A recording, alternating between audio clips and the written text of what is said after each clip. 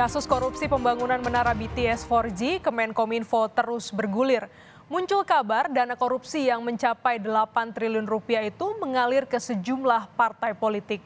Atas dugaan ini, 3 parpol yakni Nasdem, Gerindra, dan PDI Perjuangan kompak menyerahkan urusan itu pada penegak hukum.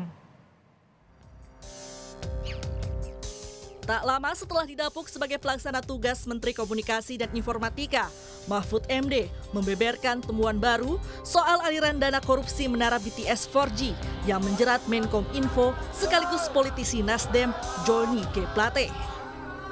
Dari informasi yang ia dapat, Mahfud menyebut dana korupsi yang mencapai 8 triliun rupiah itu mengalir ke sejumlah partai politik.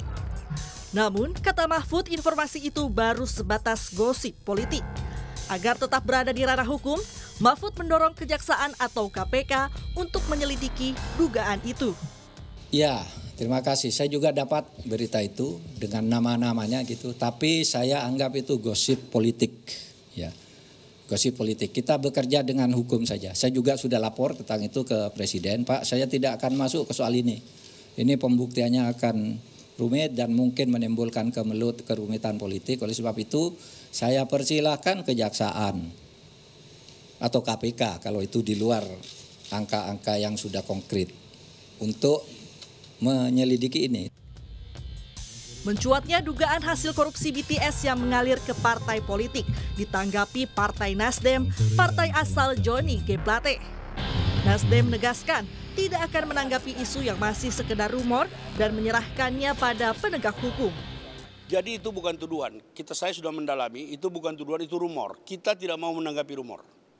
Kalau dia sudah menjadi bagian dari proses hukum, kita akan merespon. Tapi kalau rumor, capek kita.